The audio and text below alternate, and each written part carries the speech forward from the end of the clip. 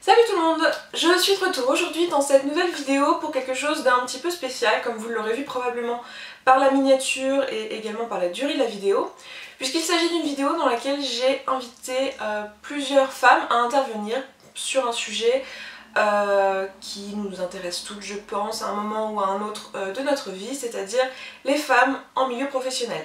Donc les personnes que j'ai invitées sur cette vidéo sont toutes des personnes qui ont une présence sur internet d'une façon ou d'une autre, que ce soit par le biais d'un blog, d'une chaîne YouTube ou de stream. Donc je vous mettrai tous leurs liens en barre d'infos. C'est vrai qu'on n'a pas pris le temps de les présenter une à une et ce qu'elles font sur internet puisque c'est pas le sujet de la vidéo, c'était pas le propos. Mais elles traitent toutes de sujets très différents. Certaines parlent de lecture, d'autres parlent de beauté, vous avez du lifestyle, vous avez du jeu vidéo, bref, ce sont des filles qui sont globalement très ouvertes d'esprit et qui font des choses très intéressantes et que moi je trouve très intéressantes à suivre. En même temps, si je les trouvais complètement stupides et inintéressantes, évidemment je les aurais pas invitées sur la vidéo, mais enfin bon, tout ça pour vous dire que leurs liens seront en barre d'infos et que je vous invite fortement à aller jeter un petit coup d'œil et voir ce qu'elles font sur la toile puisqu'il y a de bonnes chances que ça vous intéresse. Sur ce, on va passer à la vidéo. Donc le cœur de la vidéo est assez long puisqu'elle dure 1 heure.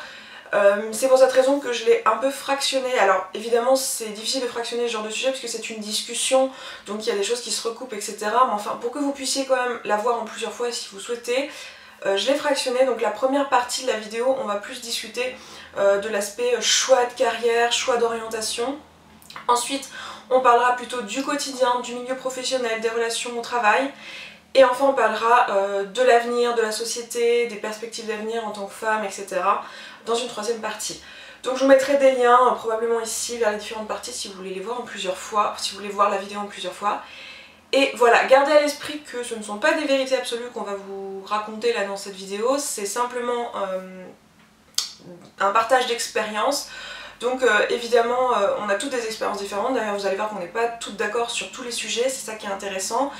En aucun cas il est question de juger qui que ce soit dans cette vidéo, enfin je peux vous assurer, je les connais toutes très bien ces jeunes femmes et aucune d'elles n'a envie de vous juger. Après s'il y a des propos qui vous ont paru jugeants, probablement essayez de voir l'ensemble de la vidéo et s'il vous plaît ne vous focalisez pas sur un détail et ne sortez pas ce que nous avons dit de leur contexte et essayez de voir cette vidéo dans sa globalité et gardez en mémoire que voilà, on n'est pas des femmes toutes politiques, on n'est pas des oratrices et que le but là c'était juste de relater une expérience et pas de faire une vérité générale sur un sujet parce que bah, c'est pas notre boulot et c'est pas le but tout simplement. Donc sur ces bonnes paroles je vous laisse avec la suite de la vidéo et je vous retrouve dans une heure. A tout à l'heure. Bonjour, je m'appelle Meredith, j'ai 36 ans. Je suis formatrice pour adultes. Je travaille essentiellement dans le domaine des nouvelles technologies, que ce soit matérielles ou logicielles. Mes parents m'ont raconté que quand j'étais petite, je leur avais annoncé le plus sérieusement du monde que je voulais être la première femme présidente de la République en France. Donc pas juste présidente, hein, mais la première. Ça doit dénoter de beaucoup de choses dans mon caractère. Force est de constater que j'ai toujours eu de chance, hein, vu qu'il n'y en a toujours pas eu une avant moi.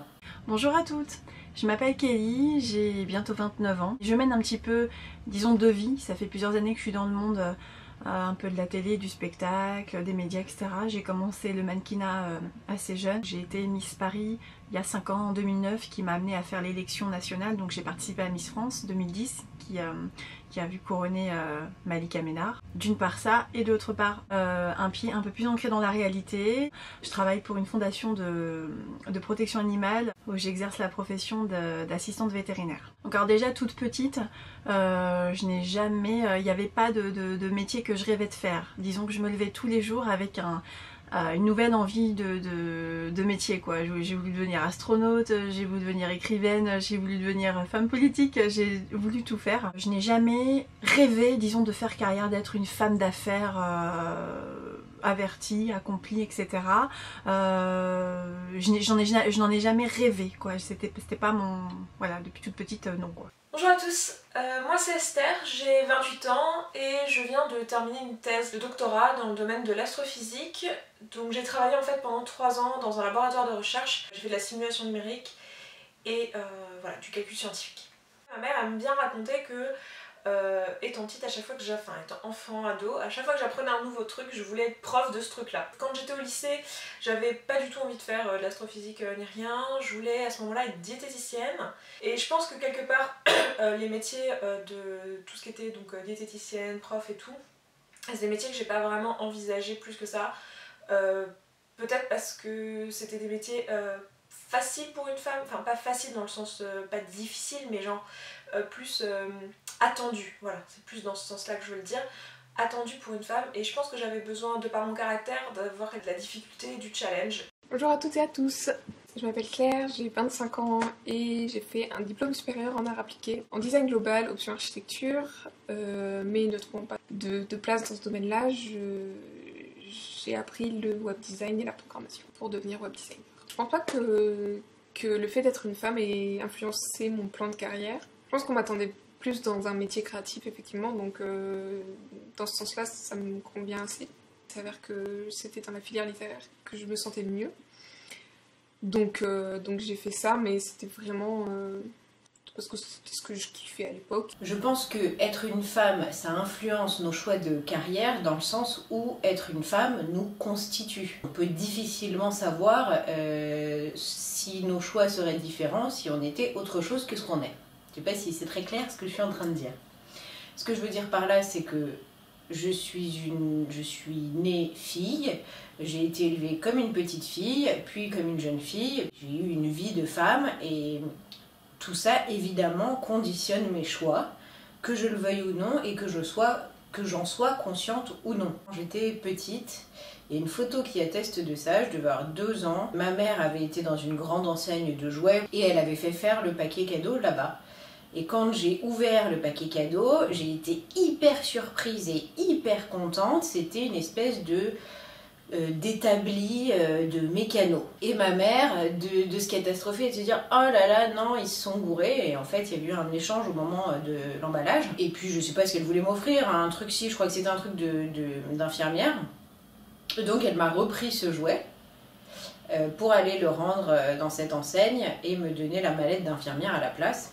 Il se trouve que ce qu'elle ne savait pas et j'ai pas su l'exprimer, c'est que j'étais hyper contente de ce jouet-là. Et c'est en ça que de toute manière, tout nous conditionne à faire nos choix en fonction du sexe qui est le nôtre. Ma mère m'avait choisi une mallette d'infirmière et pas un établi de mécano. Voilà, point, c'est comme ça. Et pas parce que c'était une mauvaise mère, parce qu'on offre plus facilement des jouets à des enfants qui sont sexualisés que des jouets neutres. Tout est quand même très lié à nos sexes dans l'éducation que nous recevons, que ce soit par le biais de nos parents ou par le biais de l'école. Peut-être qu'il y aurait moins de différence entre les hommes et les femmes si l'éducation était moins différente. Je le pense sincèrement, je n'en ai pas de preuves, mais je le pense sincèrement. Le fait d'être une femme m'a forcément un peu influencée dans mon choix de carrière, c'est-à-dire que je me souviens m'être dit plusieurs fois qu'à un moment donné je voudrais des enfants et que du coup les études longues, enfin je me souviens que ça a été une inquiétude le fait de vouloir faire une thèse de doctorat, d'un point de vue de vouloir faire des enfants. Quand j'avais 20-22 ans, je me disais que peut-être à 26 ans j'aurais envie d'avoir des enfants. Bon, il se trouve qu'en fait c'est pas le cas, donc ça n'a pas du tout été un problème, mais à ce moment-là c'est vrai que c'était une inquiétude. Ça m'a pas empêché de faire les études que j'avais envie de faire, mais c'est vrai que je me suis posé la question et je me suis aussi beaucoup posé la question, est-ce que le métier que je vais faire sera compatible avec une vie de maman, parce que je sais qu'à moyen long terme c'est quelque chose auquel j'aspire. Après je me suis jamais dit je peux pas faire ça parce que c'est pas un métier de femme. Bonjour, donc moi c'est Marielle, 26 ans, je suis infirmière et je travaille actuellement dans un service qui mélange à la fois des soins intensifs et de la salle de réveil, et ça fait très exactement 4 ans que je suis diplômée. Alors le métier d'infirmière c'est un... D'ailleurs, voilà, je viens de vous dire infirmière, on dit rarement infirmier. C'est un métier qui est essentiellement féminin. Là, il y a eu des infirmières au moment de la guerre, c'était surtout des femmes, c'est pour ça qu'on est surtout resté sur ce cliché de l'infirmière. Historiquement aussi, globalement, les hommes avec lesquels je travaille sont plus hauts que moi dans la hiérarchie. Voilà, c'est un peu le cliché aussi au début des années 1900 ou même un peu avant les années 2000. Le médecin, homme, qui donne ses prescriptions à l'infirmière, avec la blouse en forme de robe, le petit chapeau blanc avec la croix rouge, et puis Voilà, on est toujours un peu resté sur cette image-là. Aujourd'hui, on peut pas dire que la tendance s'inverse, on peut pas en arriver là, mais pour autant, je travaille aussi avec beaucoup de médecins qui sont des femmes. Et comme je vous disais, les infirmiers, maintenant les hommes, voilà, c'est une profession qui les attire aussi beaucoup. Donc les clichés sont en train d'évoluer de ce côté-là. Qu'est-ce que tu fais comme métier dans la vie? Et que je réponds, je suis infirmière. Alors tout de suite, les premières réactions, c'est « Oh ma pauvre !» Voilà, le truc c'est un peu horrible à entendre. Ou alors, oh, quel courage. Moi, personne m'a jamais mis le couteau sous la gorge pour être infirmière. Et puis c'est vraiment un métier qu'on choisit par vocation. Hein. On le choisit déjà pas pour le salaire. Enfin, en tout cas, je vois pas comment on pourrait le choisir pour le salaire, parce que vu les salaires misérables qu'on peut recevoir pour voilà, le temps de travail et l'investissement personnel, et puis voilà, la pénibilité au travail, je pense que ça serait vraiment idiot de choisir ce métier-là pour le salaire. Et puis, si je le fais, c'est que ça me plaît. Voilà, je veux pas dire... Les gens qui me répondent ça, je leur rentre pas dedans en disant « Arrête, me dis pas ça », parce que même si on me reposait la question, genre quand j'avais 8 ou 10 ans, on m'aurait dit « Alors, cette personne-là est infirmière », je suis sûre que j'aurais été la première à me dire « Oh, quel courage !» Bonjour à tous, je m'appelle Margot, j'ai 24 ans et je suis libraire dans une grande chaîne de librairies françaises qui est actuellement aussi en Suisse. Je suis, hiérarchiquement parlant, au rayon jeunesse. Forcément, je me suis rapidement identifiée à des métiers de femmes parce que je voyais des femmes le faire. Voilà, donc je pense que si j'avais vu un très bon maçon ou une très bonne informaticienne ou une très bonne scientifique, j'aurais très bien pu vouloir faire ça. J'ai voulu faire pédiatre parce que j'avais vu une femme, j'ai voulu faire éducatrice de la petite enfance parce que j'y avais vu des femmes. Forcément que ça me parlait probablement plus inconsciemment. J'ai voulu faire libraire parce que c'est ma passion. Donc c'est là où ça a commencé à prendre un chemin différent pour moi. Je ne me suis pas laissée influencer par est-ce que c'est plutôt un métier d'homme ou un métier de femme. Pour moi, libraire, c'est un métier de passionné. Et passionné, c'est unisexe. Carrière, j'en ai pas forcément non plus beaucoup envie, je dois l'avouer. Je sais pas si c'est parce que je suis une femme ou si c'est parce que c'est juste pas mon kiff. Voilà, ça peut arriver aussi. Mais même si j'en avais envie, si demain j'ai envie de me lancer dans le monde de l'édition ou du représentant, j'ai pas envie qu'on me mette de frein. J'ai envie de pouvoir y arriver. Je sais que ma famille est derrière moi, mes amis aussi.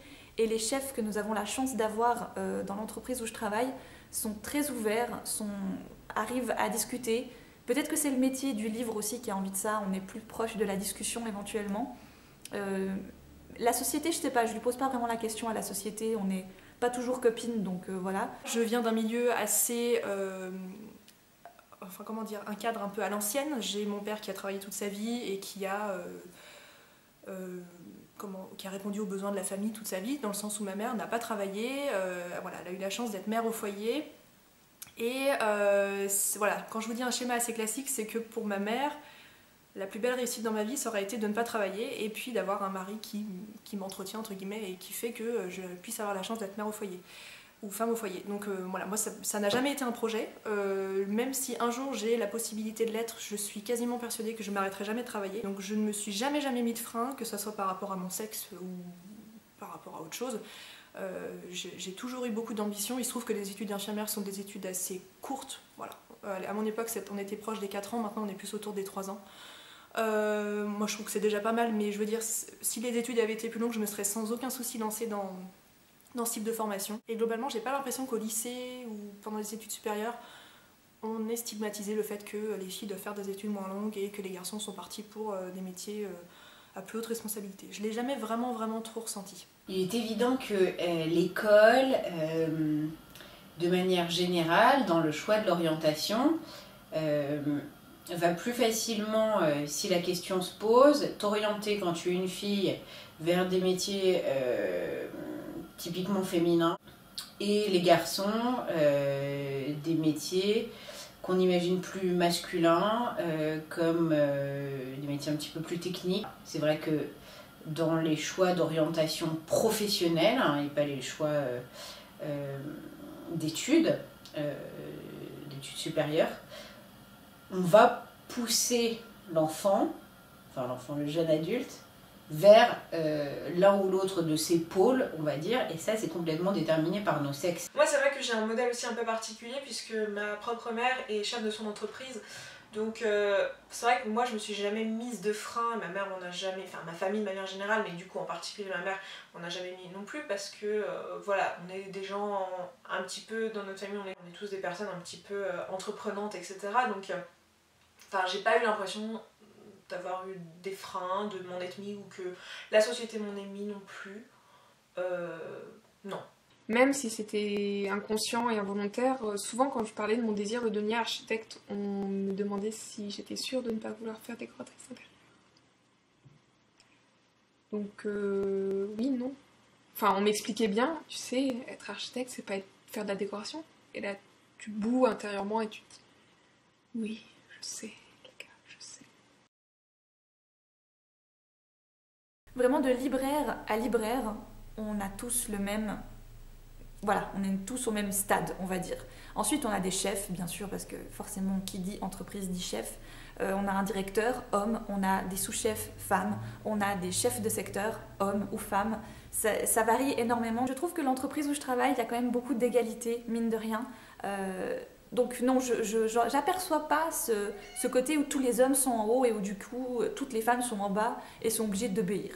Aujourd'hui, je pense qu'être une femme dans le métier que j'exerce, c'est un atout, un avantage. Ça peut en être un désavantage également, un peu comme partout, je pense. Je sens que les enfants viennent plus facilement vers moi parce que je suis une jeune femme. Ça aide peut-être aussi.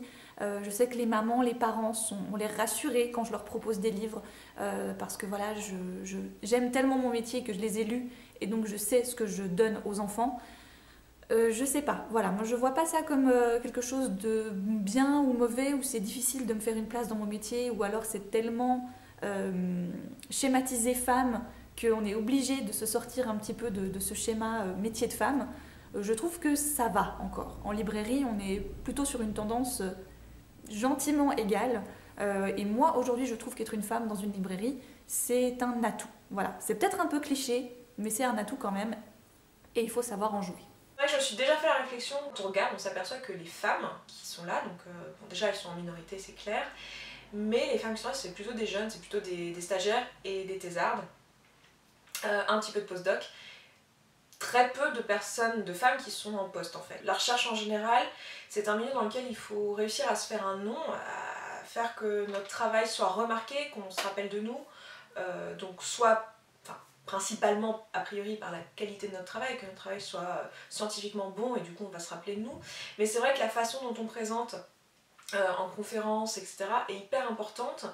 Et je pense que le fait d'être une femme, vu qu'on est une minorité, en fait c'est pas le fait d'être une femme vraiment, mais c'est le fait d'être une minorité, je pense que le fait d'être une femme, du coup on est plus retenu, mais c'est humain quoi, c'est pas parce que...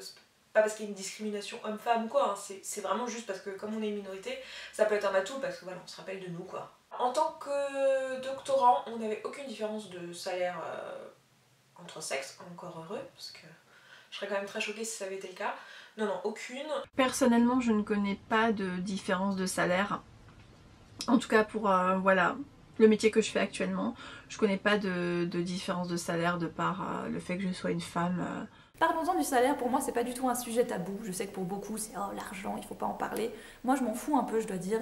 Je sais qu'actuellement je gagne exactement la même chose que mon collègue homme qui a le même taux que moi, qui a fait les mêmes papiers que moi. Mais j'ai voulu une fois mettre ça, les choses au clair entre lui et moi parce que ça me titillait quand même, j'avais envie de savoir. Il m'a répondu clair et net qu'il gagnait ça. Et voilà, j'ai pu en déduire qu'on avait exactement le même salaire pour le même travail. Alors côté différence de salaire, c'est pas quelque chose qui nous concerne, enfin j'espère que ça concerne personne en France, mais globalement les salaires, que ce soit dans le privé ou dans le public ou dans toute autre institution, sont souvent faits par grille de salaire, donc je pense pas qu'il y ait de discrimination possible de ce côté-là. Alors moi j'ai pas eu l'occasion de travailler avec beaucoup d'hommes. Alors là pareil, je voudrais pas faire un cliché s'il y a des infirmiers, donc des hommes qui passent par ici, mais globalement les hommes infirmiers s'orientent beaucoup vers les secteurs de la psychiatrie. J'ai pas trop d'explications à ce phénomène, c'est des services qui sont extrêmement intéressants.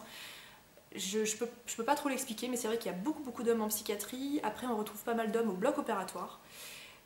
Et dans les services de chirurgie, de médecine comme ceux que j'ai pu connaître, moi j'ai fréquenté très peu d'hommes. Alors du coup, les secteurs dans lesquels j'ai travaillé, ce sont du coup des secteurs très féminins. Ce qui est un peu délicat et difficile puisque, pareil, sans vouloir tomber dans les stéréotypes, tout ça, mais... les milieux de filles sont des milieux propices un peu au cancan, aux rumeurs. On se dit pas forcément les choses en face, donc c'est... Voilà, souvent quand il y a un homme qui arrive dans une équipe, premièrement on le plaint, parce que ça va pas être simple pour lui. Et deuxièmement, nous, les femmes, on est très contentes de voir un peu de testostérone arriver dans ce milieu-là. Des gens qui sont un peu moins dans les faux semblants. Voilà, j'aimerais vraiment pas faire de stéréotypes de ce côté-là, mais moi c'est vraiment comme ça que je l'ai vécu. Moi j'aimerais tellement travailler avec davantage d'hommes. Si vous êtes un garçon, que vous passez par là et que vous voulez vous lancer dans le métier d'infirmier, bah venez, rejoignez-nous, parce qu'on n'en peut plus d'être entre nanas. Et je pense que vous avez tellement à apporter à une équipe qui est remplie de filles. Question caractère, question sur plein de plans.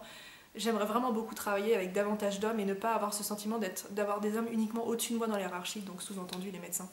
En pratique, c'est vrai que les personnes avec qui je travaille, c'est des hommes. Moi, personnellement, ça n'a jamais été un problème, je dirais même que c'est plutôt quelque chose que j'aime. C'est vrai que j'ai la tendance à avoir peur quand je m'adresse à des femmes, parce que j'ai peur j'ai peur d'être maladroite dans mes propos et mal interprétée. C'est-à-dire que j'ai l'impression qu'on peut plus facilement heurter la sensibilité d'une femme que d'un homme.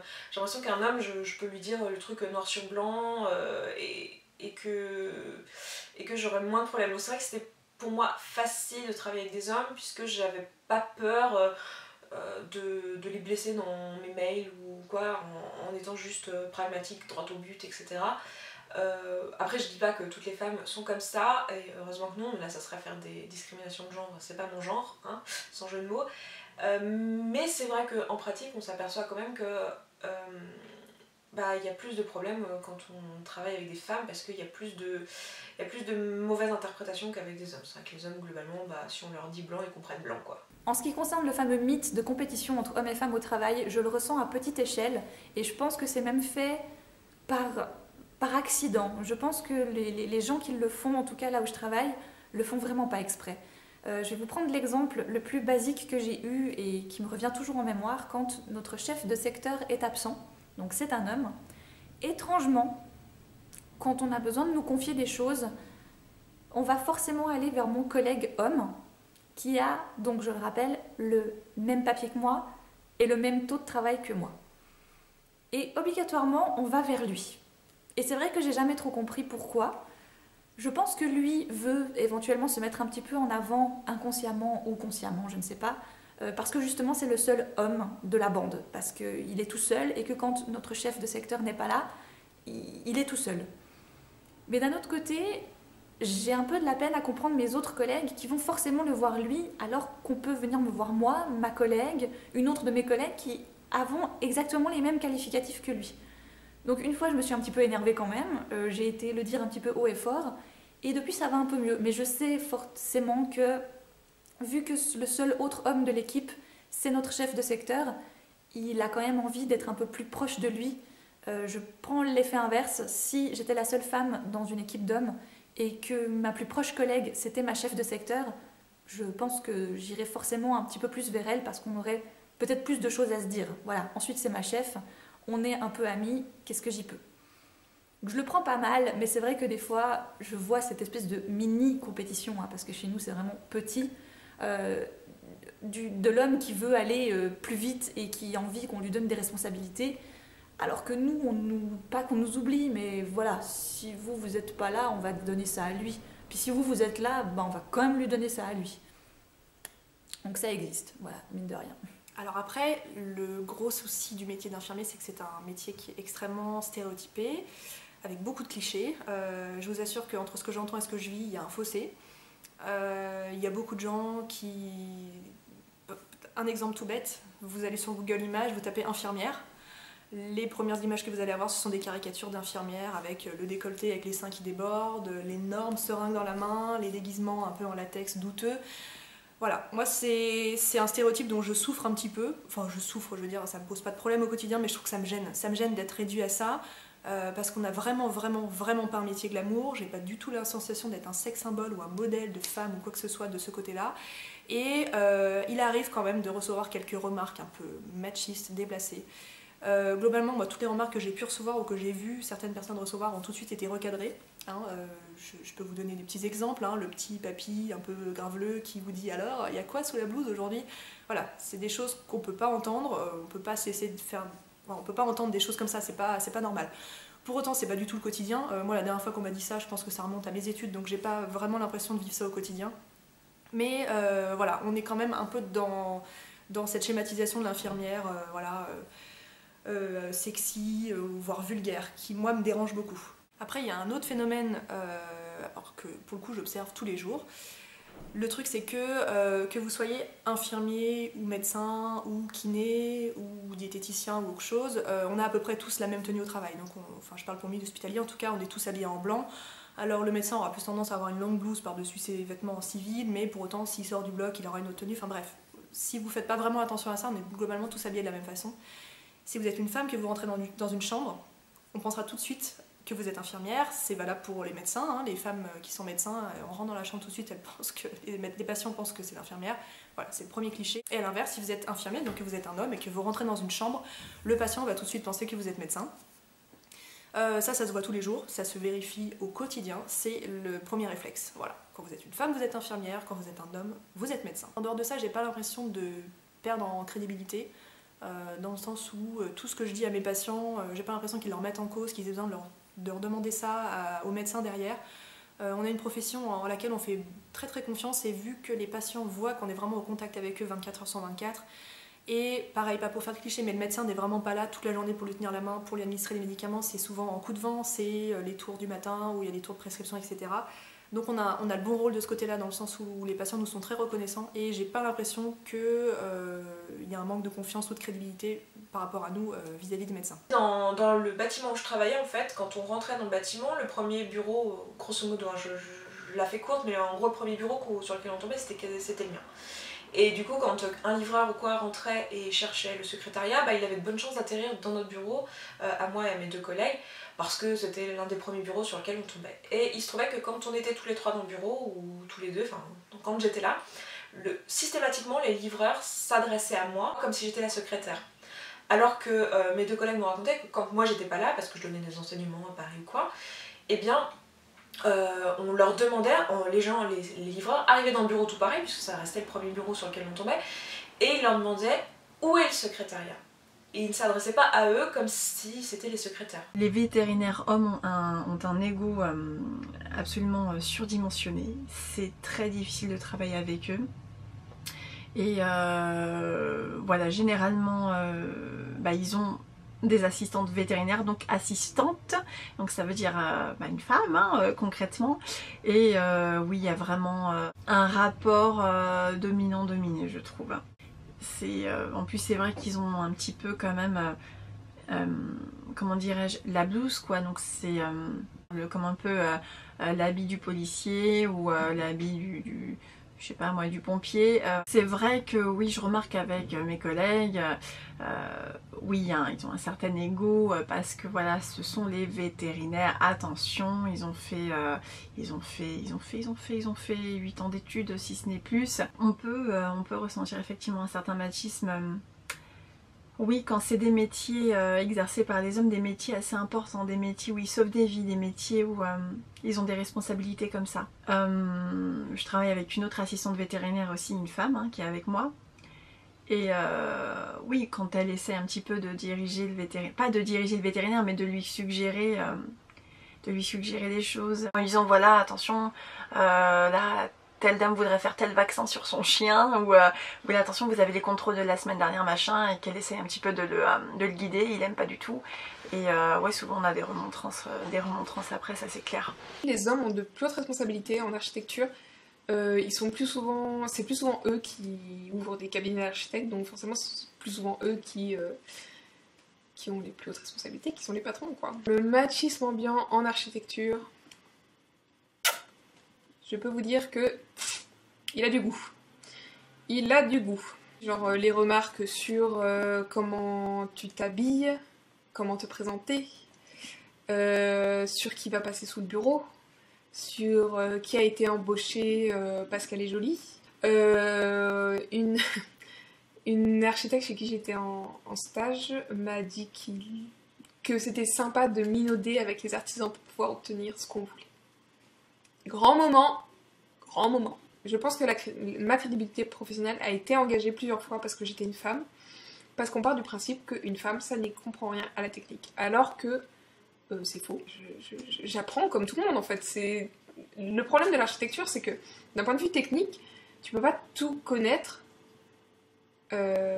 En théorie, c'est pas possible. Donc tu rencontres des cas par cas et tu apprends sur le tas, et effectivement, plus tu vas rencontrer des expériences, des chantiers différents, tu vas apprendre beaucoup plus de choses. Mais parce que je suis une femme, on part du principe que je ne capte que dalle, et que du coup, d'un point de vue technique, je suis une brêle. Alors que c'est faux. C'est ce qui me plaît le plus dans l'architecture, c'est les chantiers, c'est construire des trucs. Donc voilà, c'est un peu chiant quand on te demande de choisir la peinture, alors que toi, tu veux choisir quelle technique d'isolation ou... J'ai pas l'impression que ma crédibilité, enfin je suis même certaine que ma crédibilité scientifique a jamais été remise en cause parce que j'étais une femme, en conférence ou quoi, même au sein du laboratoire quand je faisais des présentations, ou même au sein de mon équipe quand je proposais une idée, quand je donnais un avis ou quoi. Jamais, franchement jamais, dans les études non plus, vraiment pas. Jamais entendu une remarque qui me disait que parce que j'étais une femme, j'étais moins capable ou moins compétente. Jamais. Et pourtant, j'ai travaillé quand même dans des milieux qui sont pas hyper féminins. Dans ma carrière, entre guillemets, ça n'a jamais été particulièrement un atout d'être une femme, pas plus que ça n'a été un handicap particulier. L'important dans beaucoup de métiers, hein, c'est d'être compétent, reconnu comme tel, d'être efficace, d'être sociable un minimum, des choses comme ça. Là où je joue parfois d'être une femme, et c'était encore plus vrai quand j'étais jeune puisque j'ai commencé très jeune à travailler, c'est qu'une petite jeune fille qui arrive, on n'attend pas d'elle une grande compétence ou une grande technicité, et donc j'aimais bien bluffer un petit peu les gens et les déstabiliser en fait. Je gravite dans un monde qui est très masculin parce que très technique, très informatique, et qu'il est beaucoup plus représenté par des hommes que par des femmes, ce milieu-là. Non pas que les femmes soient moins bonnes, mais encore une fois, c'est une question d'éducation et d'orientation, à mon sens. D'attrait peut-être aussi, je ne sais pas. Donc comme c'est un milieu d'hommes, évidemment qu'il y a plus d'hommes au poste à responsabilité que de femmes, puisqu'il y a déjà peu de femmes au poste à peu de responsabilités. Donc fatalement, il risque beaucoup moins de grimper que les hommes qui sont en plus grand nombre. Il y a beaucoup plus d'hommes que de femmes dans les postes à responsabilité, parce qu'on considère encore aujourd'hui qu'une femme est moins capable d'autorité, de technicité et de précision qu'un homme. C'est comme ça, c'est des a priori très ancrés, j'ai l'impression, dans la tête des gens. Et tant que ça ne changera pas, ça n'avancera pas. C'est pas vraiment du machisme, c'est une idée préconçue. On te dit voilà, un formateur va venir ou vous allez être formé tel jour pour tel truc, pour tel automate. On se fait une idée de la personne qui va venir, en l'occurrence l'idée qui se font, c'est pas la mienne. Donc pour tout ce qui est littérature, sciences humaines, choses un peu pointues, un peu philosophiques, on va forcément vouloir aller vers un libraire homme. Tandis que tout ce qui est un petit peu plus littérature de filles, ou alors cuisine, ou alors travaux manuels, là, bizarrement, on vient vers nous, femmes. Pourquoi? Et c'est vrai que c'est là que ça commence à m'énerver, parce que c'est pourquoi? Où est-ce que tu as vu sur ma tête que c'était noté que j'étais pas douée en littérature? Peut-être que c'est mon collègue qui s'y connaît pas en littérature, qu'est-ce que t'en sais? Donc moi je suis quelqu'un de très, j'allais dire très féminine, mais aujourd'hui ça se voit pas forcément. Mais voilà, je mets beaucoup de féminité dans ma façon de m'habiller, de me maquiller, etc. Donc c'est assez difficile puisque moi en plus je travaille en salle de réveil, donc je suis à côté du bloc opératoire, donc je suis habillée en vert toute la journée avec des sabots crocs absolument affreux. Tous les bijoux sont interdits, sauf les colliers pour peu qu'ils pendent pas quand vous penchez en avant, et les boucles d'oreilles pour peu qu'elles soient courtes. Donc je pourrais très bien porter une paire comme ça, mais pas des grandes boucles d'oreilles qui traînent. Et puis de toute façon, j'aurais trop peur qu'un patient, en se réveillant, me les arrache ou quelque chose comme ça. Donc je ne devrais pas mettre des boucles d'oreilles beaucoup plus grosses.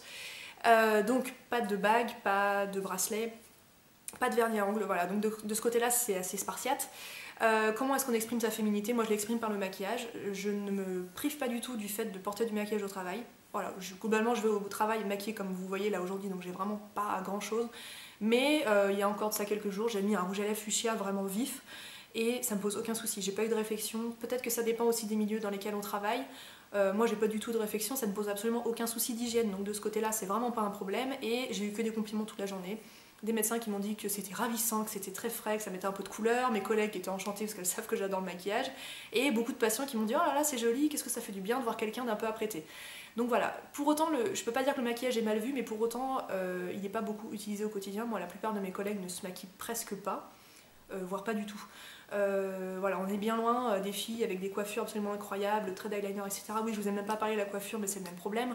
Moi, je suis obligée d'attacher mes cheveux, donc je suis coiffée exactement comme ça quand je travaille. On n'a pas le droit d'avoir les cheveux détachés.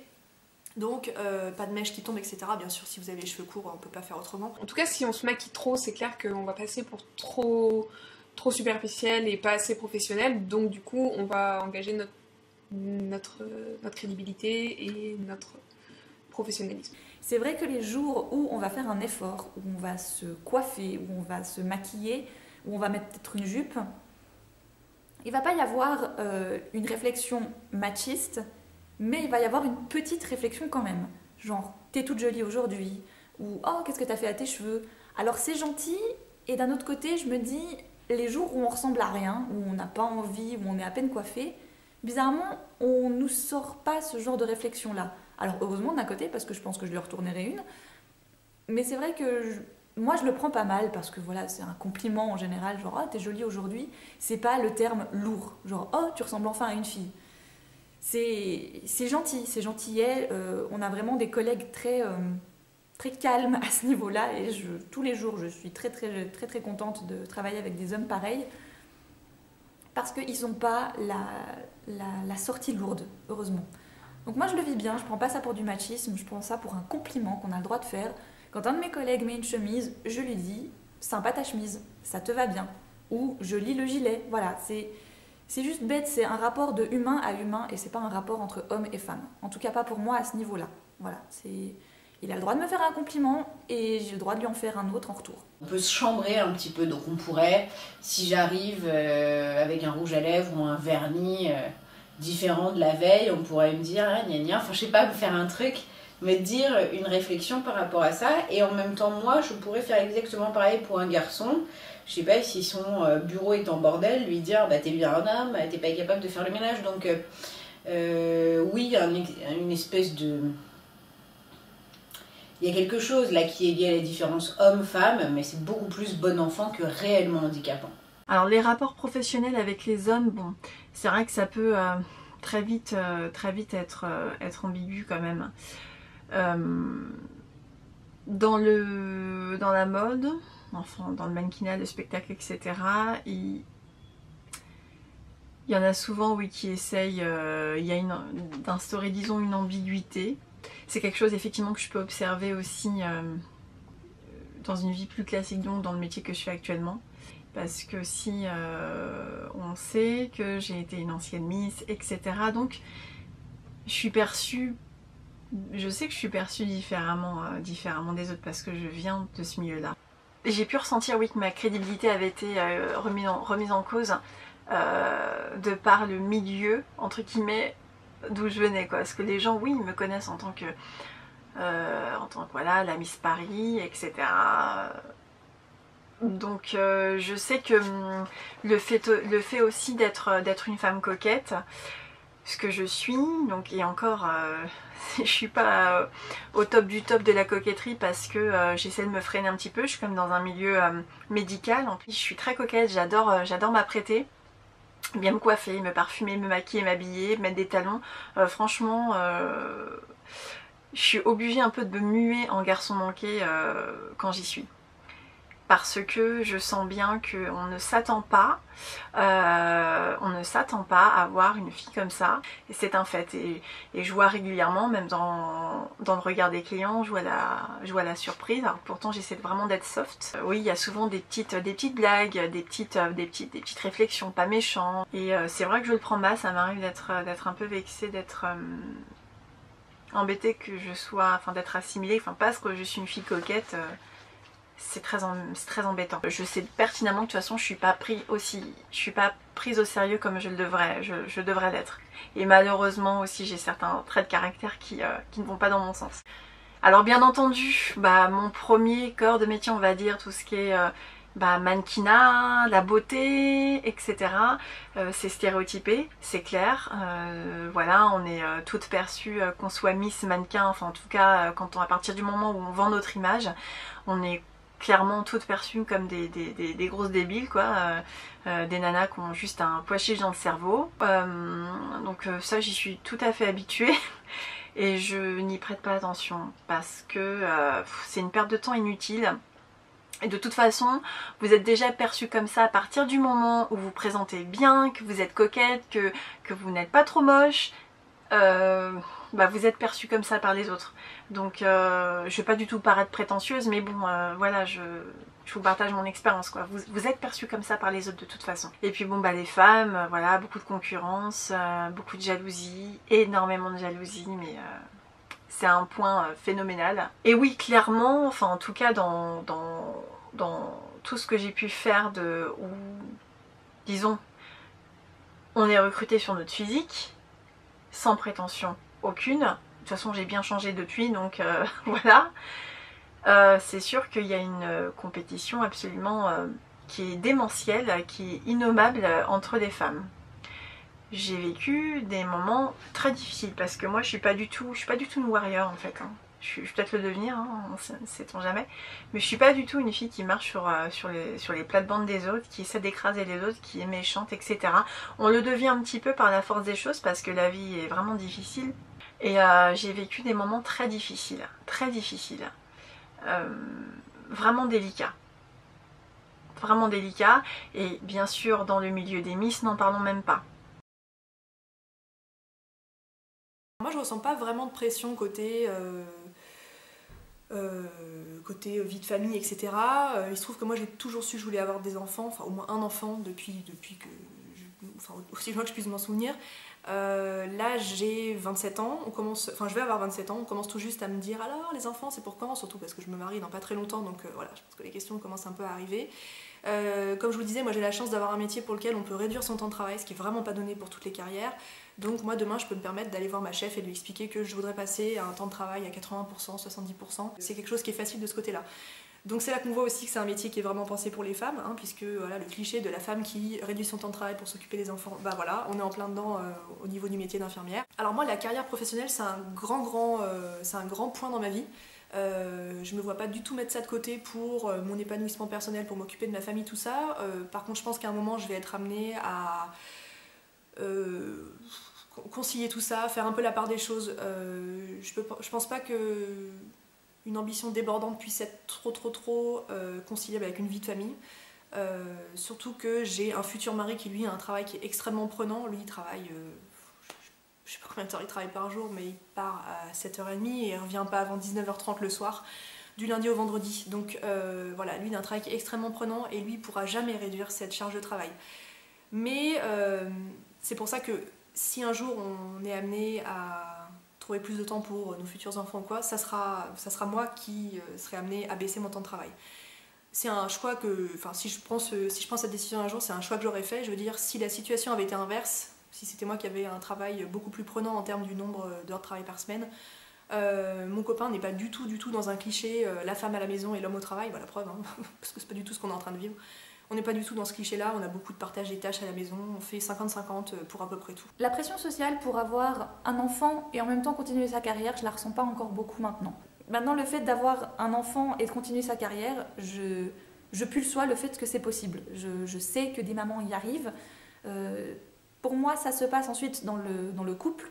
Si papa veut rester à la maison avec les enfants et maman va travailler, ça ne regarde que eux. Il y a eu un énorme bond là en quelques années et du coup les coutumes, les traditions ont été un peu ébranlées ces dernières années parce que tout a changé très vite. Et donc il y a encore des hommes et des femmes qui sont dans ces anciennes traditions, madame à la maison, monsieur au travail. Tandis qu'on n'est plus trop dans cette optique-là aujourd'hui. Et c'est vrai que je pense que les hommes se foutent la pression tout seuls et se foutent la pression à cause de leur famille, je veux dire de leurs parents et leurs grands-parents. Moi j'ai la chance aujourd'hui de vivre avec un homme qui, je le sais, si un jour on a un enfant, franchement, si moi je trouve un travail à 100% et que lui il en trouve un à plus petit taux, il n'y a pas de problème à ce que ce soit le cas comme ça. Ça ne va pas lui poser problème parce que d'un côté il a été élevé comme ça et moi aussi. Donc forcément ça peut coller. Après, je pense surtout que ça se passe au sein du couple et que c'est quelque chose qui doit se régler dans le couple. J'ai jamais ressenti une pression sociale, en tout cas sur moi-même, je la sens sur les autres mais pas sur moi-même, pour mener de front une carrière de maman, une carrière tout court, être femme d'affaires, etc. Pas du tout. Je pense que les hommes, oui, ont la pression de vraiment d'avoir un bon job, un boulot à responsabilité, quelque chose qui les fasse briller en société et qui rapporte bien. Et les femmes, je trouve, on peut le voir dans nos magazines féminins tous les jours, c'est clairement la pression sur notre physique. Il faut qu'on soit la plus belle possible et la plus jeune possible pendant très longtemps. Voilà, moi c'est plus ça que je ressens. Je suis peut-être un peu... je suis un peu vieux... Ouais, je suis un peu vieux jeu là-dessus, je suis un peu vieille France, un peu... voilà... moi je serais très heureuse de travailler de chez moi. Je serais très heureuse de travailler de chez moi, d'avoir un petit boulot de chez moi qui me rapporte ce qui me rapporte. Mais à côté d'être une femme, une maman épanouie, donc d'élever mes enfants, de pouvoir m'occuper d'eux, d'être avec eux toute la journée, quoi. Je trouve quand même qu'il y a une certaine pression ambiante pour être la femme parfaite en fait. Un peu comme si c'était le rôle des femmes, hein, que d'être parfaite, que d'être belle, jeune, avoir une carrière maintenant hyper épanouie, puisque maintenant on a le droit de faire une carrière, donc il faut à tout prix prendre ce droit, et être aussi une bonne maman. Et j'ai l'impression que quoi qu'on fasse comme choix, on a faux de toute façon, puisque on peut pas tout faire. C'est un peu frustrant. Moi j'avoue que j'ai peur que si je fais le choix de privilégier peut-être ma carrière de maman un jour, et bien on me dise ah c'est dommage, enfin que je ressens dans le visage des gens que ah tiens c'est dommage, elle avait un bon potentiel pour faire telle ou telle chose. Enfin voilà, ça m'ennuierait de voir ça, mais en même temps je peux pas tout faire, donc oui il y a quand même une pression. D'un point de vue sociétal, être maman et travailler, c'est compliqué. C'est compliqué parce que en gros, tu es mauvaise des deux côtés, quoi. Voilà. À un moment donné, on va me faire comprendre que je ne suis pas exactement à la place à laquelle je devrais être. Parce que pour les personnes du travail, je devrais me consacrer entièrement au travail, ce qui n'est pas mon but. Et pour tout l'environnement de tes enfants quand tu es maman, tu devrais te consacrer à tes enfants, ce qui n'est pas mon but non plus. Donc oui, je ressens une certaine pression parce que quand tu veux faire les deux choses, y a toujours un moment où on te fait comprendre que tu le fais pas bien. Et c'est assez injuste parce que c'est tout simplement impossible d'être à deux endroits en même temps. Voilà. Pour les hommes, le problème est différent, c'est-à-dire que eux, si jamais ils avaient l'envie de s'occuper de leurs enfants et de rester à la maison, c'est carrément... c'est pas mission impossible, mais c'est très compliqué. Comment tu assumes ça vis-à-vis de tes amis, de ta famille, etc. Comment tu peux dire moi je suis un homme et je m'occupe de mes enfants. Les hommes ont une plus grande pression pour ce qui est de leur carrière professionnelle. J'ai mon beau-frère qui s'est vu refuser son congé paternité parce que c'était un homme, alors que les nanas dans cette même entreprise avaient on lui a pas refusé évidemment texto, mais on lui a bien fait comprendre que s'il prenait son congé paternité, c'était un gros bâtard, quoi. Alors que je pense que t'as aussi le droit de t'occuper de ton fils quand t'es un homme que quand t'es une femme. Il n'y a pas de privilège parce que t'es une femme. Alors des personnes qui sont indépendantes dans leur métier, c'est-à-dire qui sont chefs de leur propre petite entreprise, qui vadrouillent à droite à gauche en France ou même dans le monde, parce que je vais parfois à l'étranger, il y a quand même beaucoup plus d'hommes que de femmes qui font ce métier. Et ça c'est lié à la maternité, c'est que finalement il y a beaucoup moins de femmes qui sont prêtes à partir de chez elles et à passer plusieurs jours par semaine et quasiment tout le temps ailleurs qu'à la maison avec leurs enfants. Donc il y a plein de femmes qui travaillent, hein, c'est pas le propos, mais entre travailler la journée et partir en déplacement une semaine, il y a une grosse différence. Ça me dérange d'imaginer que peut-être certaines femmes ne le font pas parce que ça n'est pas encore courant. Ça oui, ça me dérange, c'est dommage. Après, si elles n'ont pas envie de le faire, qu'elles ne le fassent pas. On m'a parfois dit « Oh, moi je pourrais pas laisser mes enfants, ce serait trop difficile pour moi. » oh moi je pourrais pas faire ton métier, c'est quand même hyper important, l'éducation de mes enfants, de les voir grandir, gna gna. J'ai même une anecdote, très souvent on me demande, quand je suis en déplacement et qu'on se rend compte que je suis maman, on me demande mais comment tu fais avec tes enfants? Donc très bien, les gens s'intéressent, ils sont curieux, ok, je leur réponds que c'est le beau-père qui s'en charge. Et au bout d'un moment, parce qu'on me posait quand même très souvent la question, j'ai demandé à mes collègues hommes, enfin mes collègues, les personnes qui font à peu près le même métier que moi et avec qui je suis en rapport, est-ce qu'on te pose toi la question de savoir comment tu fais avec tes enfants? Et aux hommes, on ne leur pose jamais cette question-là, jamais. Pourquoi? Parce qu'il est communément admis que si l'homme est à Pétaouchnok alors qu'il habite à Paris, c'est tout simplement que c'est sa femme qui s'occupe des enfants, bien sûr. Bon sang, mais c'est bien sûr, la question ne se pose pas, tandis que pour une femme, la question se pose. J'aimerais bien que la question se pose moins, ça voudrait dire que les choses ont évolué. Alors, que les employeurs tiennent compte du fait qu'une femme soit enceinte à un moment ou à un autre, effectivement, enfin déjà c'est pas juste, c'est une discrimination, donc dans tous les cas ça ne devrait pas exister. Je comprends d'un point de vue purement fonctionnel et d'un point de vue purement perte d'argent. Je pense que c'est un grand rôle dans une embauche, et ça me pose vraiment un problème, parce que quand t'as une femme qui est pleine d'ambition et qui veut pas de gamin, elle se voit refuser un poste alors qu'elle aurait été parfaite et qu'elle aurait jamais pris de congé maternité. Donc voilà, après, est-ce qu'il faudrait nous poser la question? Je pense que non, ça n'a rien à voir avec... ça touche au privé, donc dans tous les cas, ça n'a rien à voir dans une embauche. J'ai eu pas mal de copines, des connaissances, de copines, etc. Qui relataient un peu leurs expériences d'embauche, de recherche de poste, et voilà, qui souvent étaient obligées de mentir sur le fait, voilà, leur vie de maman en fait, hein. Elles étaient obligées de mentir pour avoir le poste. Bon, je trouve ça dommage, je trouve ça... Enfin, elles avaient pas le choix, c'est sûr, mais ça me dégoûte un peu, quoi. Voilà, c'est une des facettes du monde du travail qui me dégoûte un peu, quoi. Après, il y a quelque chose qui m'intrigue toujours beaucoup, c'est pourquoi on nous pose la question à un entretien d'embauche si on compte avoir des enfants. Je trouve que ça se fait tellement pas. Je trouve que c'est totalement indiscret, on n'a pas à faire ça. Si on va répondre oui, ça ne veut pas dire oui demain, ça peut vouloir dire oui dans 5-10 ans. Mais j'ai l'impression que c'est...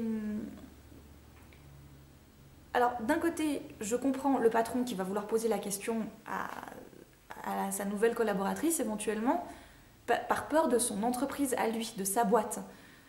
Mais d'un autre côté, je me mets à la place de cette jeune femme à qui on a posé la question, c'est juste injuste.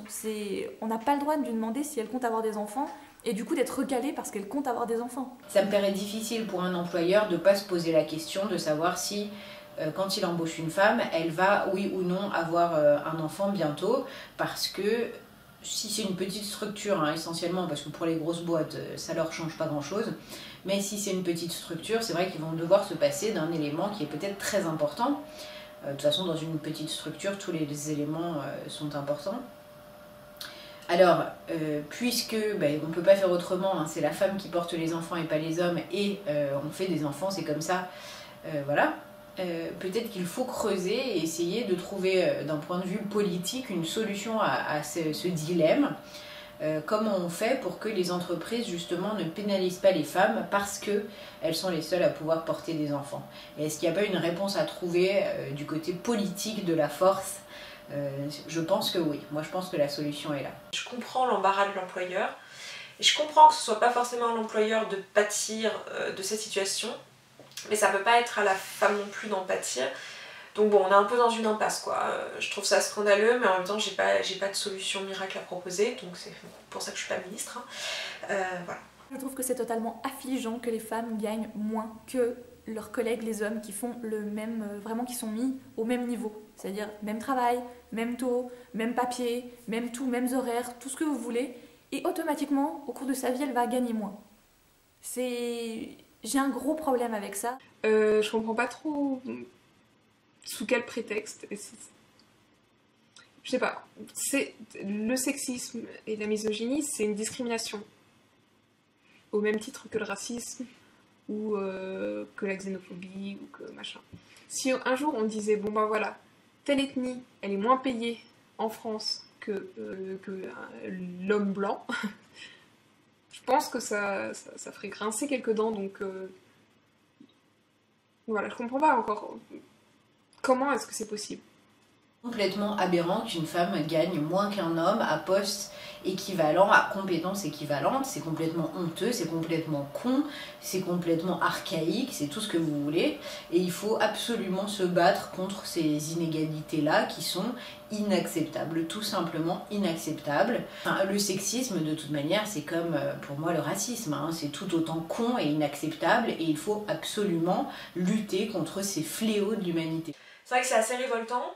Mais en même temps, je le comprends, je veux dire, ça s'explique quoi. C'est pas juste de la discrimination, ça s'explique. Ça s'explique par justement le fait de faire des enfants, le fait que les femmes font globalement des études moins longues et ont globalement des postes à moindre responsabilité, donc globalement gagnent moins que les hommes. Mais même à poste égal, apparemment elles gagnent moins quand même, mais c'est plus parce qu'elles ont juste moins travaillé, parce qu'elles ont eu des congés de maternité, ce genre de choses. Ce qui quelque part est complètement injuste. Mais en même temps, c'est la nature qui est injuste là pour le coup, je sais pas quelle est la solution. C'est vrai que je pense qu'on peut encore faire des efforts, qu'il y a encore des améliorations qui sont possibles dans les entreprises, etc. pour atténuer cette différence qui est proprement due à la nature, mais qui peut quand même, mais pas que quoi, qui est aussi un peu sociale, mais qui est en train de s'améliorer et qui je pense on a fait des énormes avancées. Et je pense qu'on peut encore faire quelques efforts, mais c'est vrai qu'on pourra pas complètement effacer le fait que bah voilà, ce sont les femmes qui portent les enfants et c'est tout quoi, c'est injuste mais c'est comme ça. Alors je pense que la parité c'est quelque chose d'important dans tous les domaines, dans tous les cas. Qu'il faudrait pas discriminer qui que ce soit à un poste sous prétexte de son sexe, de son âge, de son handicap, de son orientation sexuelle. Donc effectivement, je pense que la parité a son importance, notamment dans les hautes sphères administratives, où on discute des lois, on discute de choses importantes qui touchent tout le monde, mais le problème c'est qu'il y a une faible partie de la population qui est représentée dans ces sphères-là. Et du coup, effectivement, je pense que le dialogue est un peu biaisé à ce niveau-là. La parité, c'est un sujet compliqué. Pour ma part, mon avis est assez tranché. Je suis pour la parité forcée. J'aurais tendance à penser qu'il faut forcer ce fait tant que la société n'est pas assez grande, assez mature pour le faire d'elle-même, pour que ça se fasse naturellement.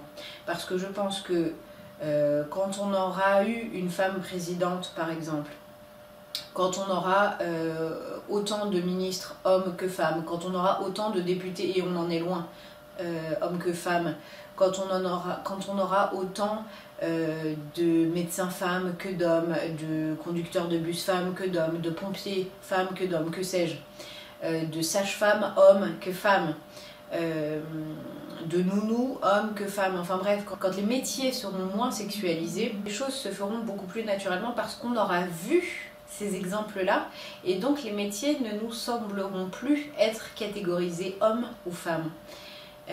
Et j'ai l'impression que si on ne force pas cet exemple, ça risque de prendre très très très longtemps.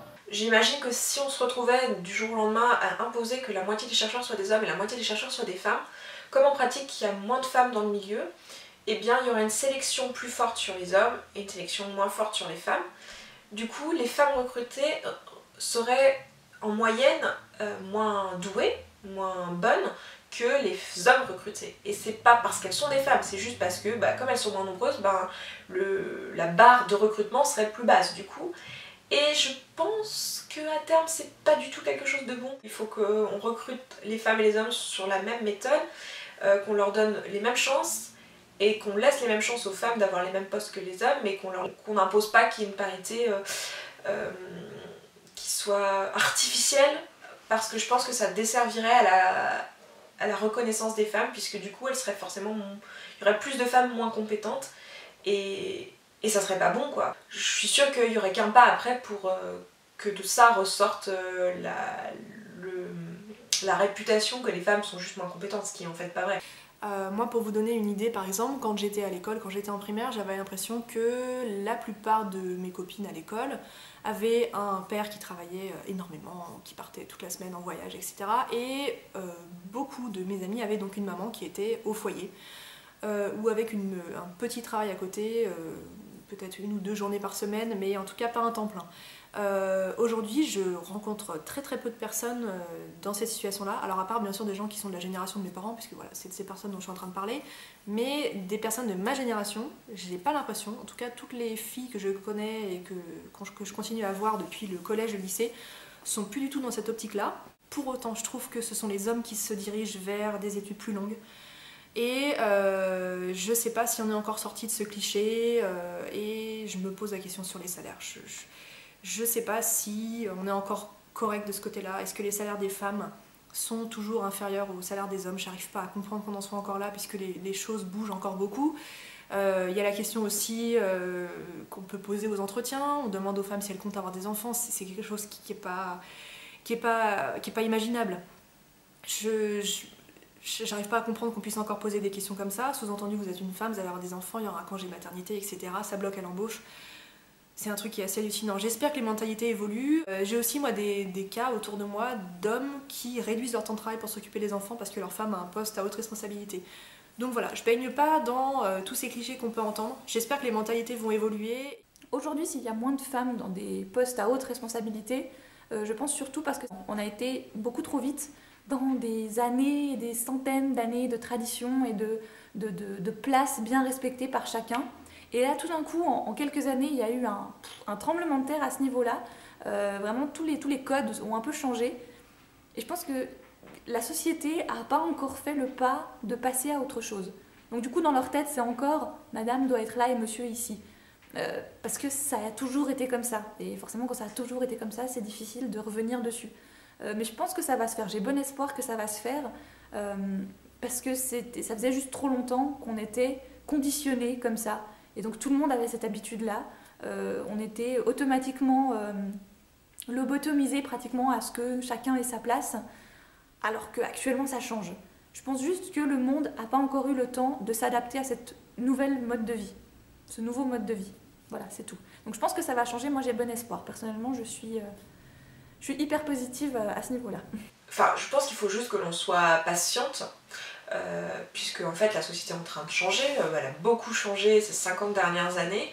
Il faut voir que quand on y repense quand même, dans les années 60, les femmes n'avaient pas le droit d'avoir leur compte en banque, donc c'est quand même fou quand on y pense, hein. Je veux dire, c'était pas il y a longtemps, hein. Et donc je pense qu'il faut qu'on soit un peu patient. Effectivement, le fait qu'on soit de plus en plus de jeunes femmes à être entrées dans les entreprises, bon bah voilà, les gens qui sont maintenant aux têtes des entreprises ou dans les postes à responsabilité, ce sont globalement des gens qui ont globalement la cinquantaine, et du coup ce sont des personnes expérimentées, et c'est juste qu'il n'y a pas encore de personnes expérimentées qui sont des femmes, parce que bah justement elles sont arrivées dans les entreprises relativement tardivement. Donc il faut juste qu'on soit patiente, et à mon avis dans 1 ou 2 générations, il y aura beaucoup plus de femmes dans des postes à haute responsabilité, juste parce que voilà, les femmes ont pris de l'expérience et qu'on verra le fruit de la société qui a évolué plus tard, quoi. Pour moi, l'important, qu'on soit un homme ou qu'on soit une femme, c'est de trouver un métier qui nous correspond et qui nous correspond vraiment. C'est-à-dire qui ne correspond pas forcément à notre sexe, mais qui correspond à ce que l'on pense être, à ce que l'on est, à ce que l'on ressent avoir envie de faire. Et on devrait élever nos enfants, que ce soit nous, parents ou l'école, dans ce sens-là. C'est beaucoup plus évident à dire qu'à faire, mais il faut toujours tendre vers le meilleur. Donc voilà pour cette vidéo. J'ai beaucoup de mal à savoir comment conclure ça. On a toutes eu un peu de mal, hein. Je vous avoue qu'on a toutes fait des sorties un peu foireuses. Pas toutes, il y en a 2-3 qui s'en sont bien sorties, mais dans l'ensemble c'était un peu foireux. Donc je vais juste me contenter de conclure cette vidéo en vous disant déjà merci de l'avoir regardée. Parce que voilà, elle était quand même assez longue. J'espère qu'elle vous aura apporté quelque chose. C'est une vidéo sur laquelle on travaille depuis plusieurs semaines, donc on espère vraiment que, voilà, que le résultat sera chouette et que ça vous plaira. Et que vous aussi vous partagerez votre expérience en commentaire. Comme d'habitude, bien sûr, vous connaissez un peu la politique de ma chaîne, je vous demanderai de le faire avec respect. Et voilà, je m'arrête là et je vous dis à très vite dans une prochaine vidéo et d'ici là, prenez soin de vous. Ciao! Ah, et avant de vous quitter, je vous laisse aussi avec des vidéos précédentes que j'ai faites sur la chaîne. En particulier cette vidéo que j'ai fait récemment, là pour le coup si vous en avez marre des vidéos longues, c'est une vidéo qui dure 6 ou 7 minutes à propos du genre, donc ça peut peut-être vous intéresser, et une autre vidéo que j'avais fait il y a maintenant un sacré bout de temps, qui était une vidéo un peu sur le même format que celle d'aujourd'hui, qui elle dure une cinquantaine de minutes, et qui parlait de la maternité.